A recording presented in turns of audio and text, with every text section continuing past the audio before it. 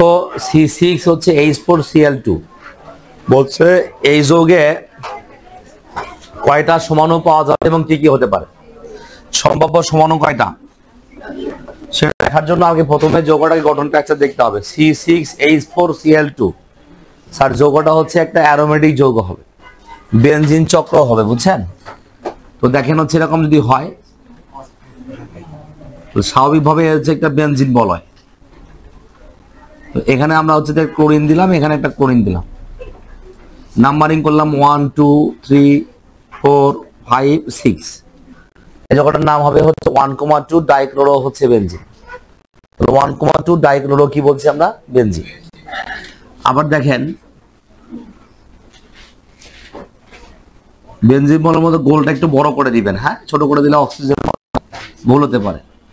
Sir এখানে chlorine দিলেন, এখানে একটা 3 দিলেন, ক্লোরিন দিলেন, 3 পজিশনের নাম হচ্ছে কি হবে, এটা যদি 1 হয় 1 2 3 4 5 6, এই যৌগটার নাম হচ্ছে 1,3 ডাইক্লোরোবেনজিন।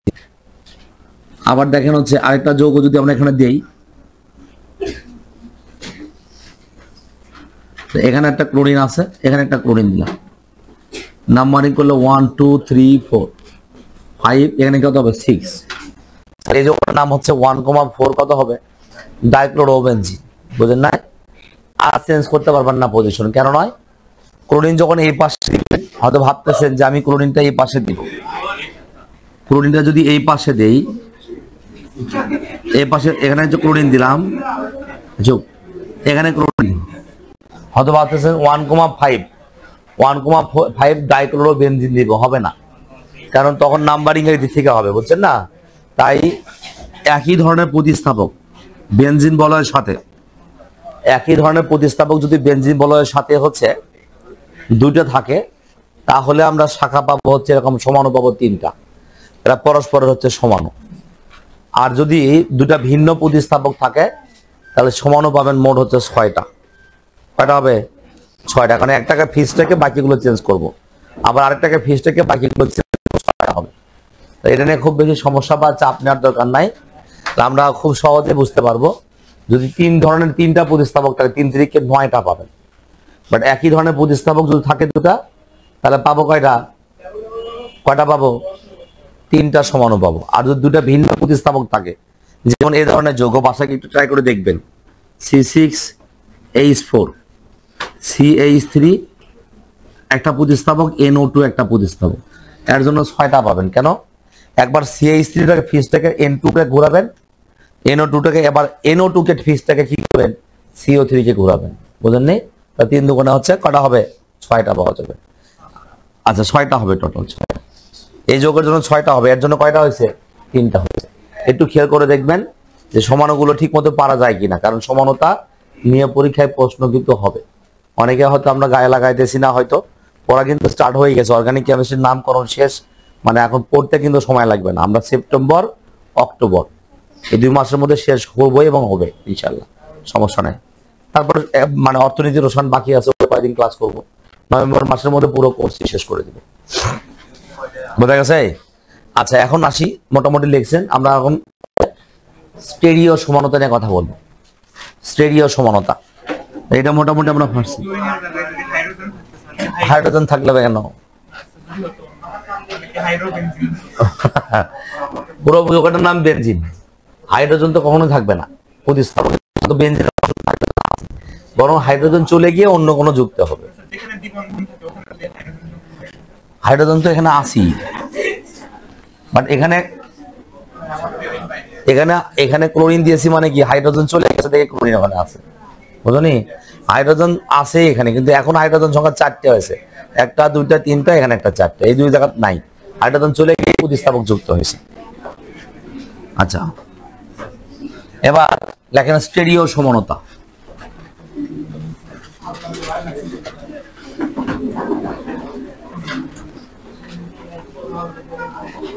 স্টেরিও সমানতা, তাহলে স্টেরিও সমানতা কি হবে, লেখেন হচ্ছে যে সকল যৌগের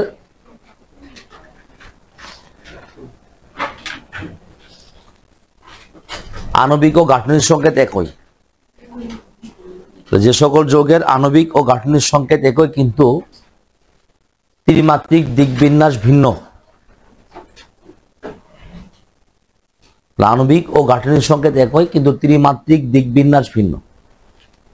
যে সকল যৌগের আণবিক ও গাঠনিক সংকেত একই, দেখছেন, যে সকল যৌগের আণবিক ও গাঠনিক সংকেত একই কিন্তু ত্রিমাত্রিক দিকবিন্যাস ভিন্ন তাদেরকে পরস্পরের স্টেরিও সমাণু বলে। পরস্পরের স্টেরিও সমাণু বলে এবং এই ধর্মকে স্টেরিও সমানতা বলা হয়। আণবিক সংকেত এবং গাঠনিক সংকেত একই হবে কিন্তু ত্রিমাত্রিক দিক বিন্যাসটা হচ্ছে ভিন্ন। তো ত্রিমাত্রিক দিক বিন্যাস ভিন্ন হওয়ার কারণে এটাকে আমরা স্টেরিও সমাণু বলছি, আর এই ধর্মের নাম বলা হবে স্টেরিও সমানতা। আণবিক ও গাঠনিক সংকেত একই কিন্তু হচ্ছে ত্রিমাত্রিক বিন্যাস ভিন্ন হওয়ার কারণে এটাকে পরস্পর আমরা কি বলবো, স্টেরিও সমাণু। ধর্মের নাম কি, স্টেরিও সমানতা। এই স্টেরিও সমানতা দুই প্রকার, একটা মনে হচ্ছে জ্যামিতিক সমানতা,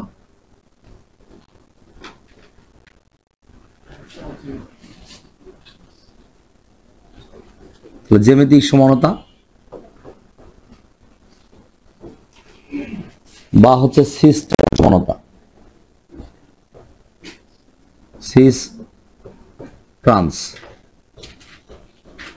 সিস্টেন্স সমানতা।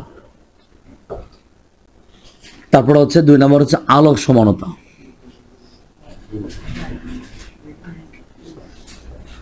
আলোক সমানতা একটা হচ্ছে জ্যামিতিক সমানতা বা হচ্ছে সিস্টেন্স সমানতা, আর একটা কি বলছি আমরা, আলোক সমানতা। তাহলে স্টেরিও সমানতা দুই প্রকার, একটা জ্যামিতিক সমানতা বা সিস্টেন্স সমানতা, আর একটা কি বলছি আমরা, আলোক সমানতা। এই সিস্টেন্স এবং জ্যামিতিক সমানতা দুটোই আমাদের কাজে লাগবে এবং দুটো খুব ইম্পর্টেন্ট পরীক্ষা আসে। তাহলে জ্যামিতিক সমানতা বা হচ্ছে সিস্টেন্স সমানতা কি হবে?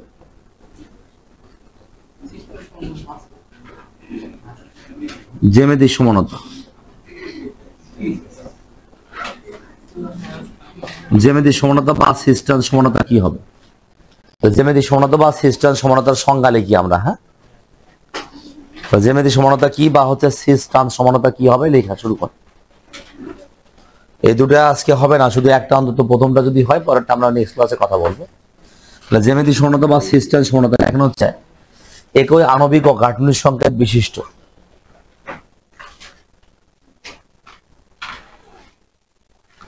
একই আণবিক ও গাঠনিক সংকেত বিশিষ্ট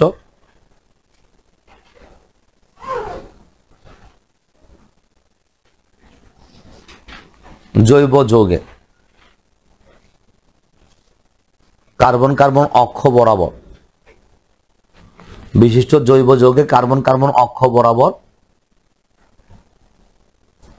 মুক্ত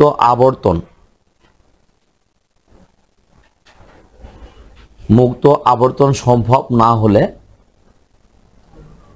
কার্বন কার্বন অক্ষ বরাবর মুক্ত আবর্তন বা আবর্তন মানে ঘূর্ণন যেটাকে বোঝায়, মুক্ত আবর্তন সম্ভব না হলে যে ভিন্ন কনফিগারেশন বিশিষ্ট, কনফিগারেশন বা গঠন বিশিষ্ট লেখেন, যে ভিন্ন গঠন বিশিষ্ট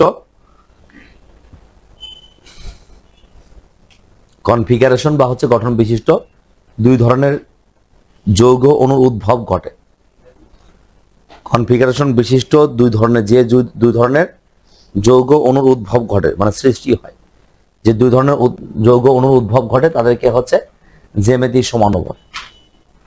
যে দুই ধরনের যৌগ অণুর উদ্ভব ঘটে তাদেরকে হচ্ছে কি বলা হবে, জ্যামিতিক সমাণু। একই আণবিক সংকেত গাঠনিক সংকেত বিশিষ্ট জৈব যৌগে কার্বন কার্বন অক্ষ বরাবর মুক্ত আবর্তন সম্ভব না হলে যে ভিন্ন কনফিগারেশন বা গঠন বিশিষ্ট যৌগ অণুর উদ্ভব ঘটে তাদেরকে পরস্পর আমরা কি বলবো, জ্যামিতিক সমাণু। এবং এই ধর্মকে বলা হবে কি, জ্যামিতিক সমানতা।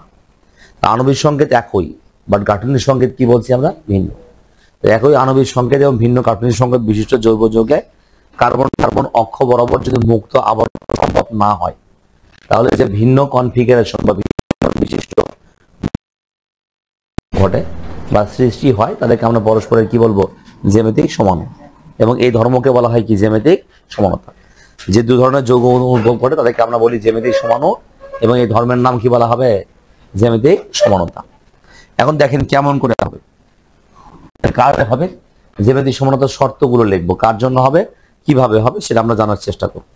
শুধুমাত্র একটা কাজ করবো আগে প্রথমেই, যে কার্বন কার্বন অক্ষ বরাবর ঘূর্ণন প্রতিবন্ধকতা বলতে কি বোঝে। এই প্রতিবন্ধকতা যদি বুঝি তাহলে আমার মনে হয় খুব সহজে বুঝতে পারবেন।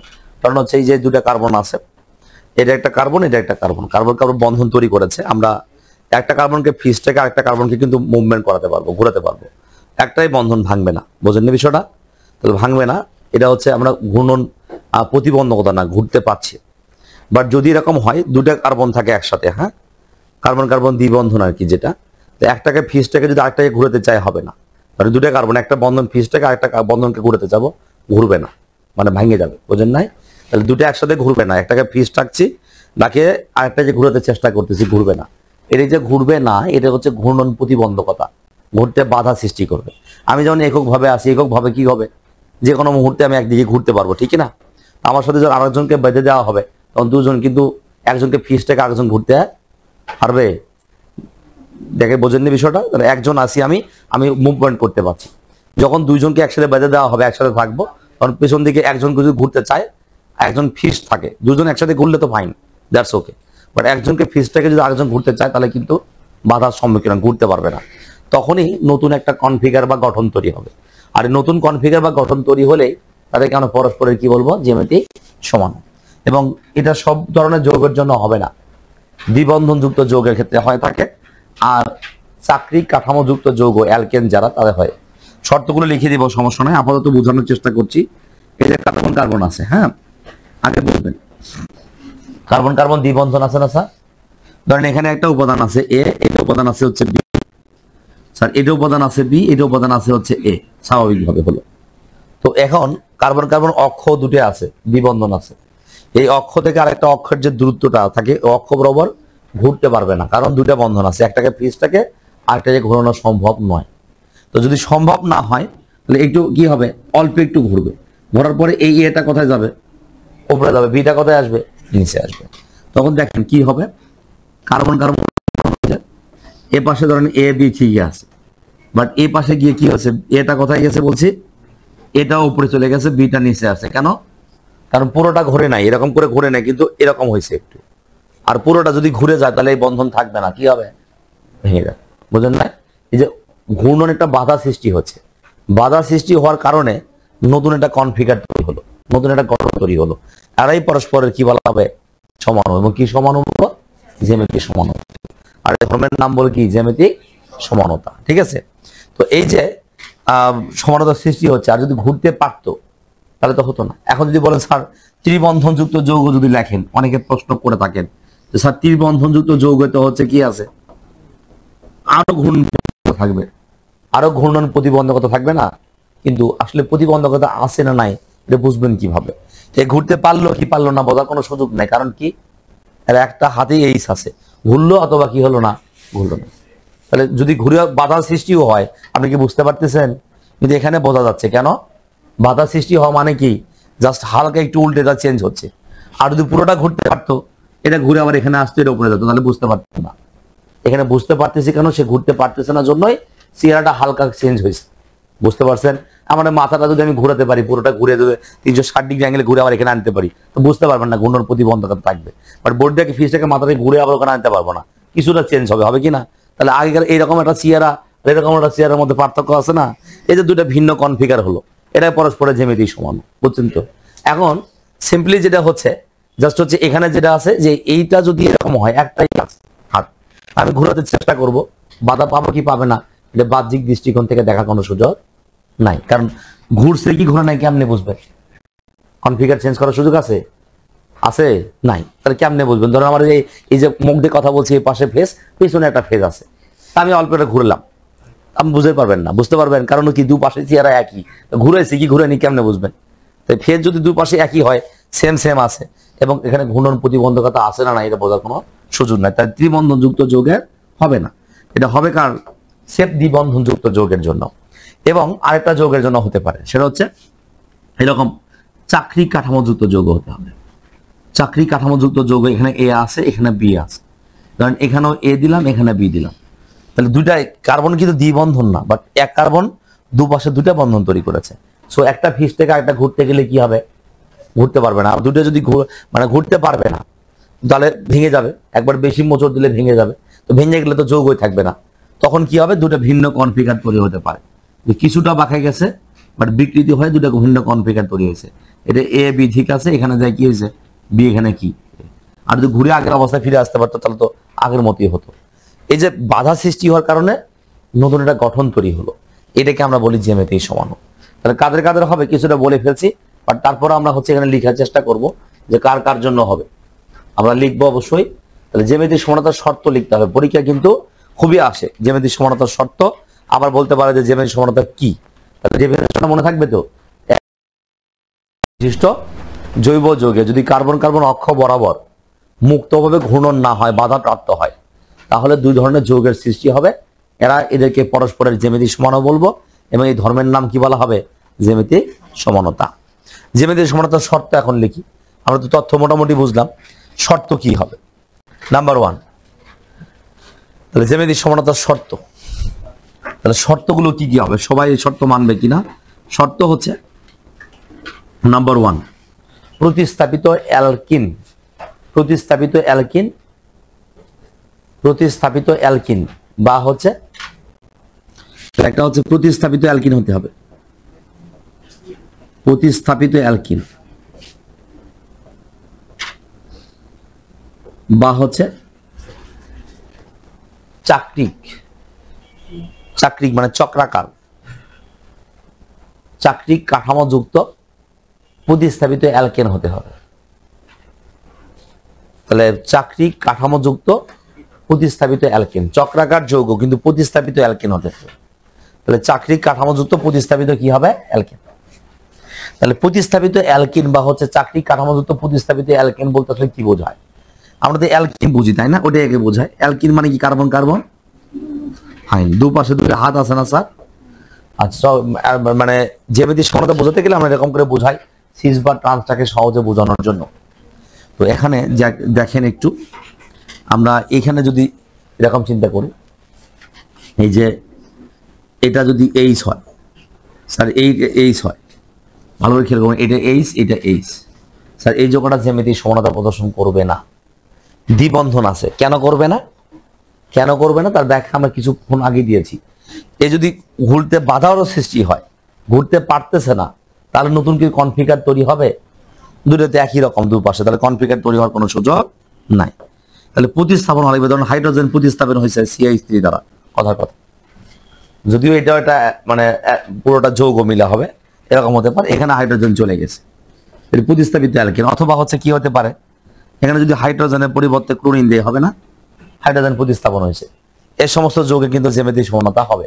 তাহলে প্রতিস্থাপিত কি লাগবে, অ্যালকিন।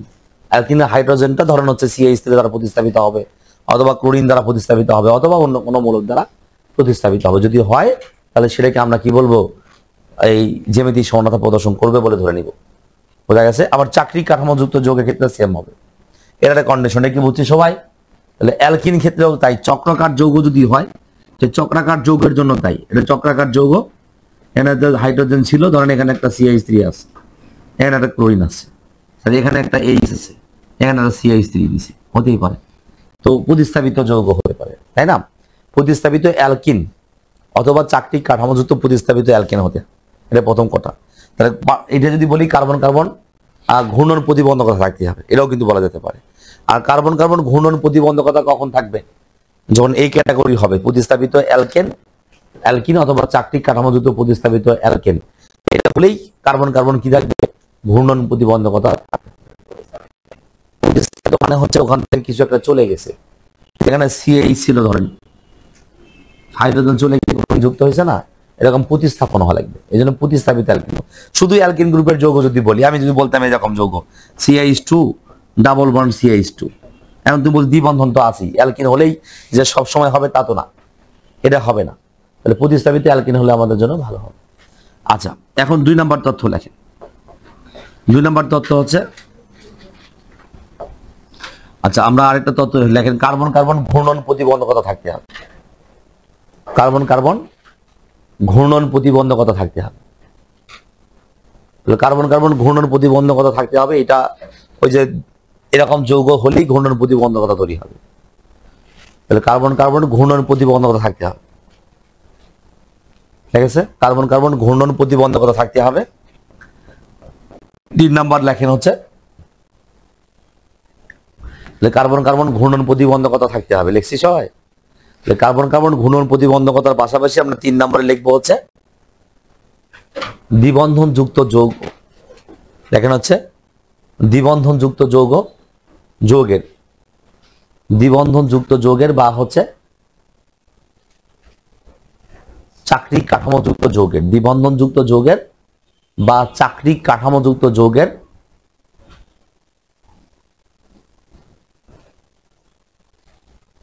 দ্বিবন্ধন যুক্ত যৌগ বা চাকরিক কাঠামোযুক্ত যৌগের উভয় পাশে কার্বনের দুই হাতে একই ধরনের গ্রুপ রাখা যাবে না বা গ্রুপ থাকা যাবে না। দ্বিবন্ধনযুক্ত যৌগ বা হচ্ছে চাকরিক কাঠামোযুক্ত যৌগের উভয় পাশে কার্বনের দুই হাতে একই ধরনের গ্রুপ বা একই ধরনের উপাদান রাখা যাবে না। একই ধরনের উপাদান রাখা যাবে না কেমনটা? এটা তো বলছে কার্বন কার্বন ঘূর্ণন প্রতিবন্ধকতা থাকতে হবে। 2 নম্বরটা হচ্ছে কি হবে? ঘূর্ণন প্রতিবন্ধকতা থাকতে হবে, ঘূর্ণন প্রতিবন্ধকতা থাকতে হবে। তারপর হচ্ছে দ্বিবন্ধনযুক্ত যৌগ হোক আর চাকরিক কাঠামোযুক্ত যৌগ হোক, দুপাশে যে কার্বন দুটো আছে চক্রের দুপাশে অথবা হচ্ছে কি দ্বিবন্ধনের দুই পাশে একই ধরনের গ্রুপ রাখা যাবে না। দেখেন কার্বন কার্বন দ্বিবন্ধন আছে, ফাইন, দুটো হাত আছে না স্যার? এখানে আমি এ দিলাম, এখানেও এ দিলাম, এখানে বি দিলাম, এখানে এ দিলাম, সমস্যা নাই। কিন্তু এখানে সমস্যার সৃষ্টি হয়ে গেছে অলরেডি। এখানে কিন্তু সমস্যা আমরা সূত্রপাত দেখতে পাচ্ছি। দেখেন এর দুই পাশে কিন্তু একই ধরনের উপাদান চলে আসছে, ঠিক আছে না? একই ধরনের উপাদান রাখা যাবে, একই ধরনের উপাদান রাখা যাবে না। একই ধরনের এ আছে দুটা একই উপাদান, একই উপাদান রাখলে ওই যে বললাম না ঘূর্ণন প্রতিবন্ধকতা যে হচ্ছে বাধা সৃষ্টি করবে, কেমনে বুঝবেন কেমনে? তো ওটা কিন্তু সুযোগ নাই। আবার যদি চাকরিক কাঠামোযুক্ত কোনো যৌগ হয়, চক্রাকার যৌগ যেটা বলছিলাম, এই যৌগের ক্ষেত্রে দেখেন তো এখানে এ দিলাম, এখানে এ দিলাম, এখানে বি, এখানে হচ্ছে সি দিলাম, অথবা অন্য কিছু দিতে পারি, অথবা এখানেও এ দেন, সমস্যা নাই। একই ধরনের গ্রুপ রাখা যাবে, এখানে রাখা যাবে না। দুই পাশে কিন্তু একই ধরনের গ্রুপ হয়ে যাচ্ছে। একই ধরনের গ্রুপ রাখলে ঘূর্ণন প্রতিবন্ধকতা যা আছে এটা আপনি বুঝতে পারবেন। নতুন ভিন্ন কোণ অর্ধেক ঘুরলো, ফাইন, পুরোটা ঘুরতে পারছে না, তো অর্ধেক ঘুরলে বুঝবেন কেমনে?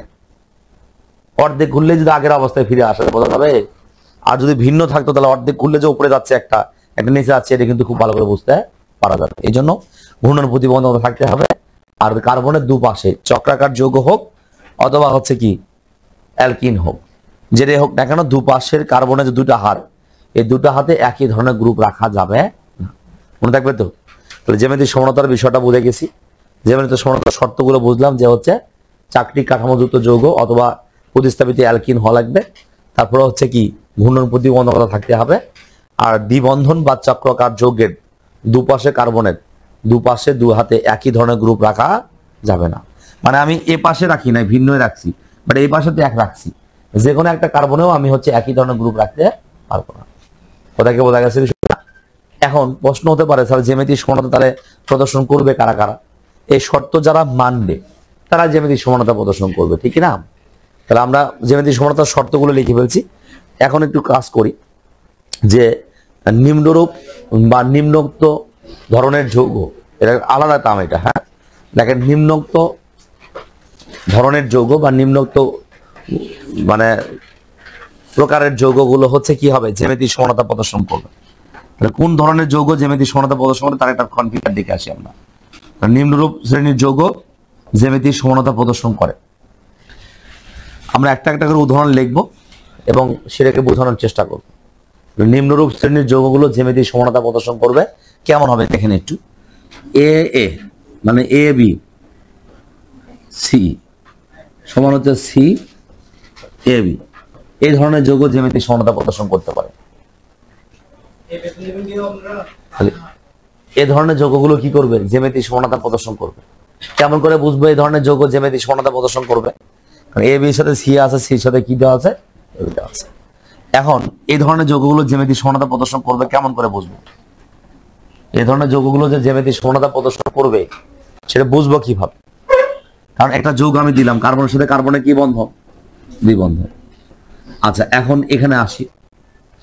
এখন আসার পরে এখানে এ হবে, এর জায়গাতে আমি একটা দিলাম CH3 ধরেন, বির জায়গা দিলাম ধরেন হাইড্রোজেন, আবার এর জায়গাতে এখানে CH3 দিলাম, এখানে দিলাম হচ্ছে হাইড্রোজেন। এ বি একই, বলেন তো দুই পাশে কার্বনের চেহারা একই রকম, টেনশন নাই, জ্যামিতিক সমানতা হবে, কিন্তু দুটো হাতে একই ধরনের। যদি এখানে কোনো কারণে CH3 দিতাম তাহলে কি হতো? তাহলে হতো না, বোঝেননি? কিন্তু যেটা দেওয়া আছে এটা হবে। তাহলে এটা একটা যৌগ। এখন প্রশ্ন হচ্ছে যৌগটা কি হবে? জ্যামিতিক সমানতাকে দুইটা ভাগে ভাগ করছে, একটা সিস হবে, একটা কি হবে? ট্রান্স হবে। সিস কখন হয়, ট্রান্স কখন হয়, তাই না? সিস মানে হচ্ছে একই, আর ট্রান্স মানে হচ্ছে আড়াআড়ি। ধরেন আমি হচ্ছে এই কার্বনের এই মাঝখান দিয়ে একটা রেখা টানলাম, এর পেয়ারটা অপারেশন করি, হ্যাঁ? আচ্ছা, তাহলে আমরা যদি এরকম করি,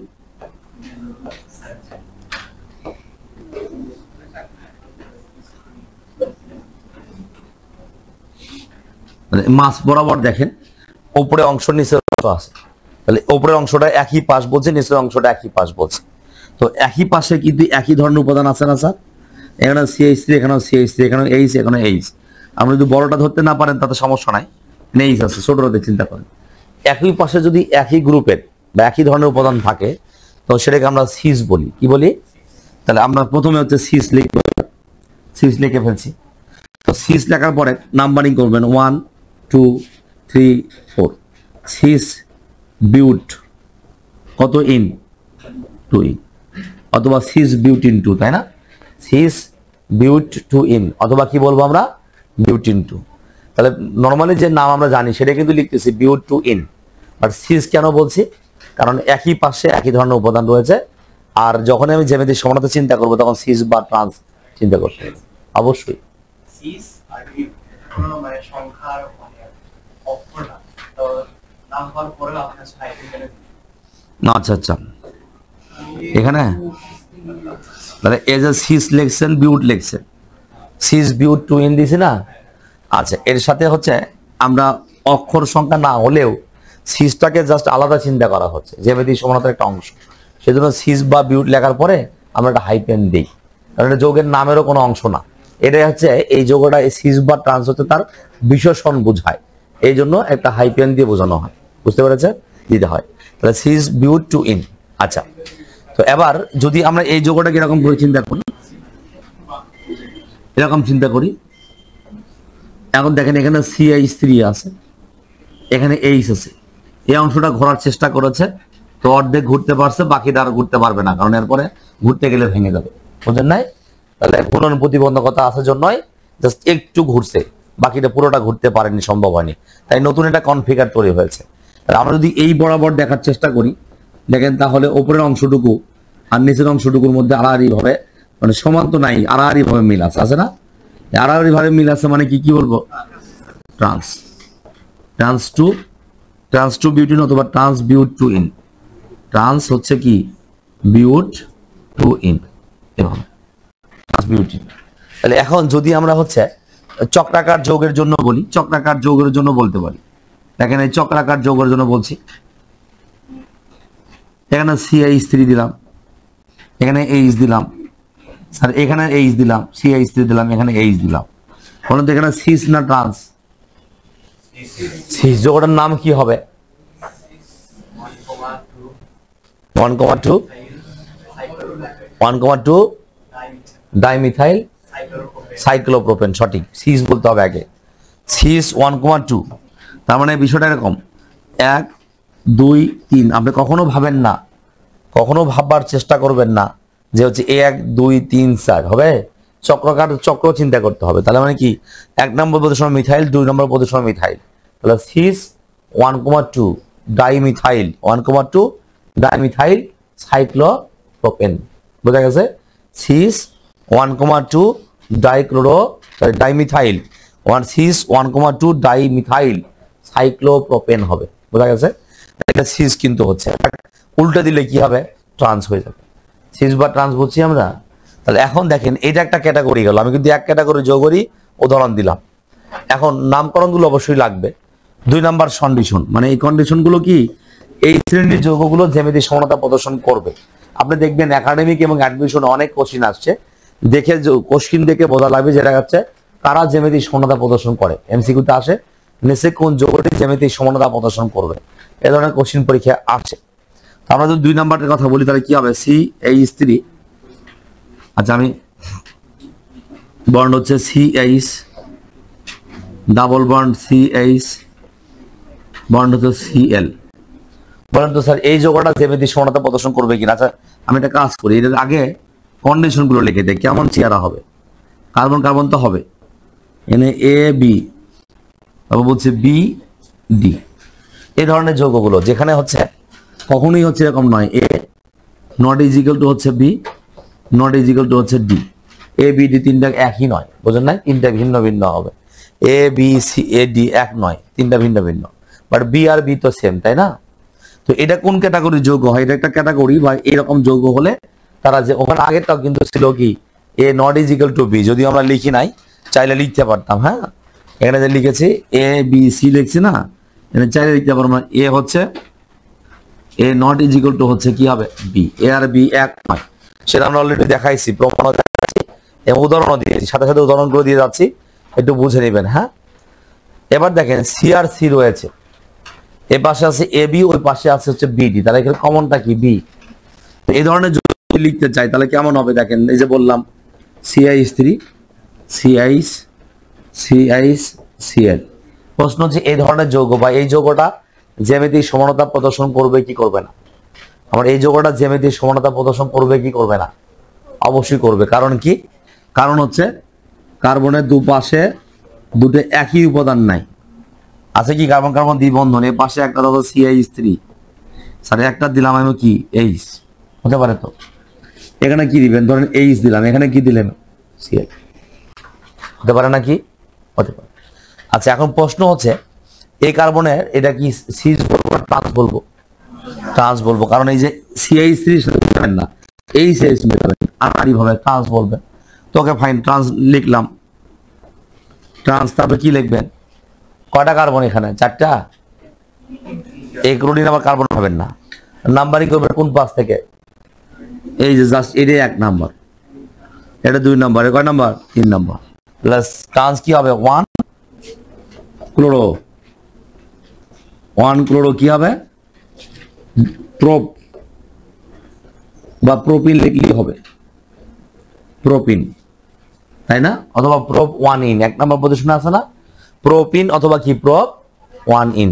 তাহলে ট্রান্স 1 ক্লোরোপ্রোপিন, এর সিস ভার্সনটা লিখতে পারবেন না, যে কোনো একটা চেঞ্জ করে এক পাশে চেঞ্জ করে দিলে হয়ে যাবে সিস, তাহলে সিস বা ট্রান্স হয়ে গেছে। যদি আমরা এরকম করে লিখি সিস কেমন হবে? এই পাশে যা ছিল তাই থাকলো, অসুবিধা নাই। CH3 এখানে হচ্ছে H রাখছিলাম, এখানে ক্লোরিন দিলাম, এখানে H দিলাম, সিস বা ট্রান্স ওখানে একই নাম, সিস হবে, বুঝলেন না? সিস 1 ক্লোরোপ্রোপিন হবে। তো এটাও কিন্তু একটা শ্রেণীর যৌগ। তাহলে 2টা শর্ত হইলো। আমরা কিন্তু জ্যামিতিক সমানতার শর্ত বলছি, এখন কি পড়াচ্ছি যে কোন শ্রেণীর যৌগগুলো বা কেমন ধরনের যৌগ দেখতে হলে আমি জ্যামিতিক সমানতা প্রদর্শন দেখাতে পারবো, এবং এমসিকিউ তে এক্সট্রা কোশ্চেন কিন্তু আসে, তো এমসিকিউ দেখে যেন আমরা আনসার করতে পারি। হ্যাঁ আর 3 নাম্বার একটা কন্ডিশন, সেটা হচ্ছে এরকম, কার্বন কার্বন দ্বিবন্ধন দেওয়া আছে, স্যার AB দিলাম, এবার হচ্ছে DE দিলাম, DE মানে কি? মানে হচ্ছে A not is equal to হচ্ছে B, not is equal to D, not is equal to হচ্ছে E। এই তিনটা কেউ একটাও মানে একই নয়, এ ধরনের যৌগ হলেও জ্যামিতিক সমানতা প্রদর্শন করবে। এটা বেশি ইম্পর্টেন্ট, এই কারণে বলবো অ্যাডমিশনের জন্য আমরা 4-5 4টা হাত ভিন্ন ভিন্ন আছে, আর আমরা বুঝে যাই না, বুঝতে চেষ্টা করি যে এটা কোনো জ্যামিতিক সমানতা হতে পারে না। যেমন এখানে ফ্লোরিন, ক্লোরিন, আয়োডিন, এরকম একটা যৌগ দিয়ে বলছে এটা জ্যামিতিক সমানতা প্রদর্শন করবে, আর আপনি চিন্তা করতেছেন আমি সিস বা ট্রান্স কেমনে বুঝবো, তাই না? এই তাই তো ওর কথা, কার্বন কার্বন দ্বিবন্ধন, তাই না? দুপাশে স্যার 2টা হাত আছে, স্যার এখানে আমি দিব ফ্লোরিন, এখানে দিব ক্লোরিন, এখানে দিব কি ব্রোমিন, এখানে দিব কি বাবা আয়োডিন। কার্বনের 4টা হাত 4টা ভিন্ন ভিন্ন আছে। এবার আপনার হাত পাও ছাড়া দিয়েছেন, আপনার হাত পাও 4টা ভিন্ন ভিন্ন হয়েছে, হয়তো না? 2 হাত 2 দিকে দিয়েছেন, দিয়ে বলছেন আমি পারতেছি না। কারণ কি আমি সিস বা ট্রান্স বুঝবো কেমন? মানে নিলাম যেটা জ্যামিতিক সমানু, যোগের নাম এটাও পারবো, খালি সমানুতা বাদ দিয়ে। সিস হবে না ট্রান্স হবে, এটা বোঝা কিন্তু কঠিন। আচ্ছা কঠিন কিছুই না, কারণ আগের যে থিম সেই থিম থেকে একটু বার হতে হবে, বাট পারবেন। যেমন আমি ফ্লোরিন, ক্লোরিন, আর এখানে আমি আয়োডিন দিলাম, এখানে ব্রোমিন দিলাম। অবশ্যই দুটা যৌগের মধ্যে তাৎপর্য রয়েছে, একটা সিস হবে, একটা ট্রান্স হবে। সিস কখন হবে, ট্রান্স কখন হবে, এটা একটু বুঝবেন। হ্যাঁ, তো অ্যাডমিশনের জন্য এটা সবচেয়ে বেশি লাগবে। একাডেমিতে এই ধরনের কোশ্চেন দিয়ে প্রশ্ন করবেন, সে কথা যেন না হয়। আর সিস দিলে একটা ট্রান্স হবে, সেটা তো হবে, কিন্তু কোনটাকে সিস ধরবেন, বুঝলেন না? তো এই ক্ষেত্রে হচ্ছে করবেন না, বোঝার সহজ উপায়ও আছে।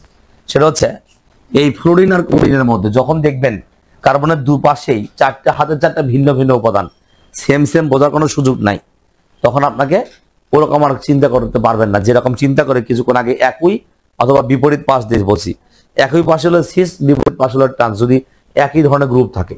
এখানে সেরকম কোনো সুযোগ নাই, এটা ঠিক। কিন্তু একটা যখন এরকম থাকবে কোনো যৌগ, সেটা হতে পারে হ্যালোজেন দিয়ে অথবা অন্য কোনো যৌগ দিয়ে, তখন আপনাকে চিন্তা করতে হবে যে ভর, আণবিক ভর। এরকম একটা নিয়মের মধ্যে পড়ে, বাট এটা একাডেমিতে তেমন লাগবে না, কিন্তু অ্যাডমিশনে লাগতে পারে। তো এটা হচ্ছে মানে ফ্লোরিন আর ক্লোরিনের মধ্যে কার ভর বেশি? ক্লোরিন, এটাকে আমরা বলছি হাই, মানে বেশি। আর এটা কম, মানে হচ্ছে কি বলছি, লো। বোঝা গেছে? হাই একটা বিষয় থাকবে, অথবা কম বেশি বলতে পারেন আপনি। ব্রোমিন আর আয়োডিনের মধ্যে ব্রোমিনটা কি? লো ভর। যদি বলেন স্যার ক্লোরিনের সাথে ব্রোমিনের ভর বেশি, হতে পারে, কিন্তু এক পাশে কার্বনের যে দুটো হাত আছে, সেই দুটো হাতের মধ্যে কার কম কার বেশি সেটা আইডেন্টিফাই করতে হবে। আয়োডিন হচ্ছে কি হবে বাবা? হাই। তাহলে লো হাই, লো হাই, এই যে লো, এটা হাই, এটা লো, এটা হয় মাস, কিন্তু ভর, কিন্তু ভরের কম বেশি বলা হয়েছে। দেখেন তো, উপরে লো, উপরে লো।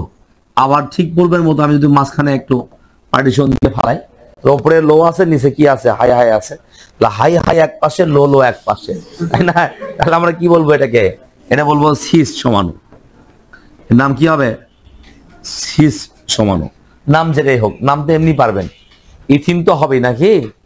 তাহলে এই যে এর নাম্বারিং করলেন 1 fluoro, 1 chloro, 2 bromo, 2 iodo, ethene, তাই না?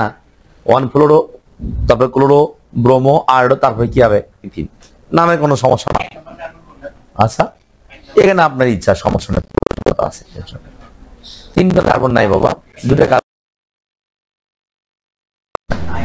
আচ্ছা, এখানে দেখেন, এটা দুটার মধ্যে একটা হচ্ছে লো বলছি আমরা, এটা হচ্ছে হাই বলছি, এই দুটার সাপেক্ষে। আবার এটা হচ্ছে কি? হাই হবে, এটা হবে কি? লো হবে। এখন এটাকে আমরা বলি হচ্ছে ট্রান্স সমাণু। ট্রান্স সমাণু, ট্রান্স সমাণু, বুঝছেন? এখন এখানে আরেকটা পরিপূর্ণতার বিষয় বলি, বাবা চুপ করে থাকেন। এই সিস সমাণু যেটা, বললাম তো, এটা 1, এটা হচ্ছে 2, নাম 2 ইথিন হবে না? আচ্ছা, 1 পজিশনে ফ্লোরিন আছে, 1 পজিশনে কি আছে? ক্লোরিন। 2 পজিশনে ব্রোমিন, 2 পজিশনে কি? আয়োডিন। এখন অ্যালফাবেটিক্যালি আপনাকে সাজাতে পারলে ভালো হবে। তাহলে এর মধ্যে কোনটা আগে আসে? ব্রোমিন আগে আসে না? তাহলে 2 ব্রোমো লিখলেন, লিখছেন। তারপরে কি লিখবেন? তারপরে সি লিখলেন, 2 ব্রোমো, 1 ক্লোরো, তারপরে কি হবে? আচ্ছা, 1 ক্লোরো, তারপরে 2 আয়োডো। এই তো আগের মতোই। তার সাথে কি লিখবেন? ইথিন। কি লিখবেন? ইথিন। সিস তো সামনে থাকবে। তো ট্রান্স সমাণু। এখন এই যখন কার্বনের 4 হাতে 4টা ভিন্ন ভিন্ন উপাদান থাকে, তখন সিস বা ট্রান্সের চাইতে অন্য একটা নামে বলতে পারি। সেটা হচ্ছে এই যে, এটাকে আমরা বলে থাকি জেড সমাণু। এর আরেকটা নাম হচ্ছে জেড সমাণু। আর যেটাকে ট্রান্স বলছেন, এটাকে বলা হয় ই সমাণু, বুঝছেন? এই 4টে হাতে যখন ভিন্ন ভিন্ন থাকবে, তখন সেটাকে আমরা জেড বা ই জেড সমাণু বলে থাকি। সিস বা ট্রান্সও বলা যায়, কিন্তু ওইটাকে আমরা আরো ভালো করে বললে কি বলবো? E Z সমাণু। ই জেড সমাণু, যেটা সিস সেটাই জেড, যেটা ট্রান্স সেটাই কি হবে? ই। এখন এই জেড বা ই কেন বলা হচ্ছে? সিস বা ট্রান্স এর গ্রিক শব্দ, সিস মানে হচ্ছে একই, আর ট্রান্স মানে কি? বিপরীত। এজন্য সেখানে সিস বা ট্রান্স বলছি। এখানে ই জেডেরও একটা মানে আছে, বুঝছেন? এখন এটা ইংরেজি উচ্চারণ একটু ঝামেলা হয়, আমি বানানটা লিখে দিচ্ছি, উচ্চারণ আপনি করে নিন।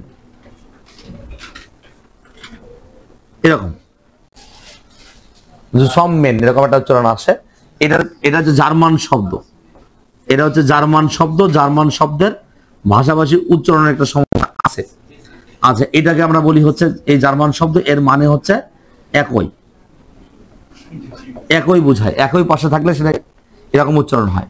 আর ইটা বোঝা হচ্ছে ENT GE GEN ইন গেগেইন, এরকম উচ্চারণ হয়, ইন গেগেইন বলা হয়।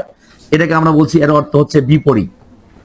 স্যার এটাও একটা জার্মান শব্দ, এ আপনাকে লিখতে হবে এরকমটা নয়, জানানোর জন্য বললাম যে এরকম আছে, বুঝছেন? উচ্চারণগত দিক থেকে আমার নিজেরও সমস্যা হয়, সেজন্য আমি বলি নাই। জার্মান শব্দ, জার্মান ভাষাভাষী, একটু জার্মান ভাষাগুলো ইংরেজি উচ্চারণগত দিক থেকে কিছু সমস্যা আছে, যাই হোক সেটা পরের বিষয়। তাহলে এখন এই যে এই শব্দ থেকে আসছে জেড, আর এই শব্দ থেকে আসছে কি ই, এত কিছু জানলেন এতটুকু যে অবশ্যই ই এবং জিডের মানে একটা পূর্ণ নাম আছে। তাহলে এই জার্মান শব্দ এর অর্থ হচ্ছে বিপরীত, তাই ই সমানো। জার্মান শব্দ এর অর্থ হচ্ছে একই, তাই কি সমানো, জেড সমান। আর এটা মনে রাখার জন্য সহজ বিষয় আমরা বললাম, যেটাই সিজ হবে সেটাই কি সিজ, যেটা হবে সেটা কি ই সমানো, আর যেটাই জেড হবে সেটা কি হবে, যেটাই হচ্ছে যে চান্স হবে সেটা কি সমানো, ই সমানো, আর যেটাই সিজ হবে সেটা কি জেড সমানো, বুঝছেন? এটুকু জানলেই হবে। এবং ই এবং জেড এই সমানোটা আমরা বেশিরভাগ চিন্তা করব কার জন্য, যখন দেখবো কার্বনের মানে হাতগুলো ভিন্ন ভিন্ন, অ্যাটলিস্ট ভর হিসাব করে যখন সিজ বা ট্রান্স চিন্তা করতে হবে, তখন সিজ বা ট্রান্সের চাইতে ই জেড বলাটাই সবচেয়ে বেশি যুক্তিযুক্ত। বোঝা গেছে? যখন ভর হিসেবে চিন্তা করব, এই ভর হিসেবে চিন্তা করে দেখেন দুপাশে একই উপাদান থাকতেই পারে, ও দুপাশে ভিন্ন হতে পারে, কোনো সমস্যা নাই, তখন আমরা সিজ বা ট্রান্সের কথা চিন্তা করবো। কোশ্চিন করবেন?